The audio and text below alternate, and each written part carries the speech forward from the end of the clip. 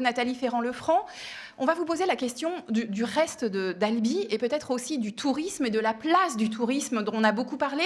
Vous le dites régulièrement, c'était quasiment votre slogan, Albi n'est pas une ville à vendre, c'est en tout cas comme ça que vous le dites.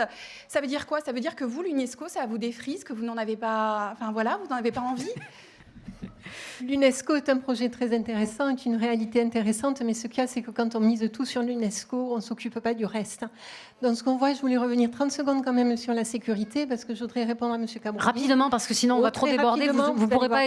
En répondant que la sécurité, c'est aussi un sujet qui nous intéresse particulièrement dans notre liste citoyenne et de gauche, parce que c'est une réalité. Par contre, on ne l'envisage pas de la même façon que vous, c'est-à-dire que plutôt que de mettre des caméras pour savoir s'il y a eu un problème et quand il y a eu un problème, qui a fait le problème, on préfère investir effectivement dans des personnes, c'est-à-dire investir dans une police de proximité, une police du quotidien, mais investir aussi dans des activités économiques, associatives, etc. Elles existent déjà.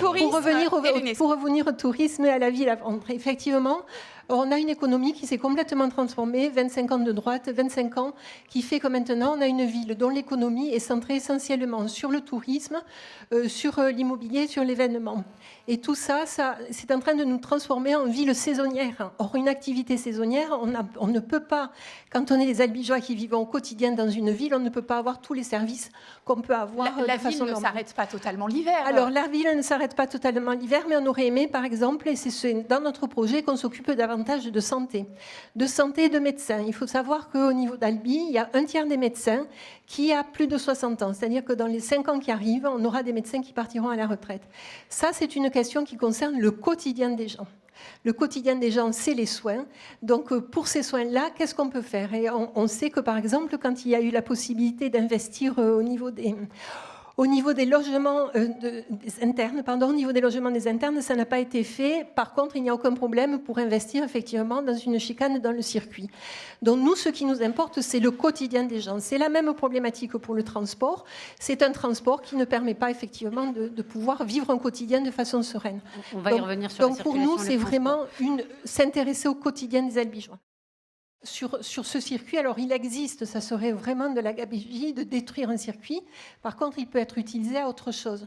Donc effectivement, ça peut être la prévention par rapport à tout ce qui est apprentissage, formation des jeunes conducteurs. On arrête les courses.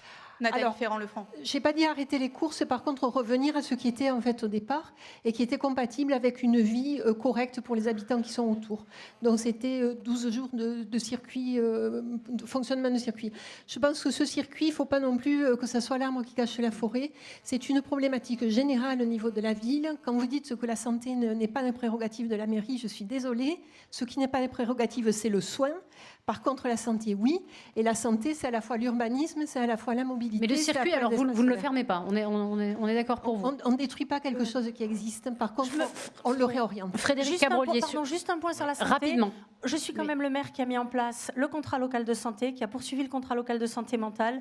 Et les partenariats que nous sommes en train d'engager avec l'ARS sur toutes les questions de santé sont suffisamment importants. Vous verrez. Et c'est noté. Juste rappeler quand même que sur 6 ans de mandat, on déborde. Sur 6 ans de mandat, la question de la santé n'est venue que 2 fois en conseil municipal.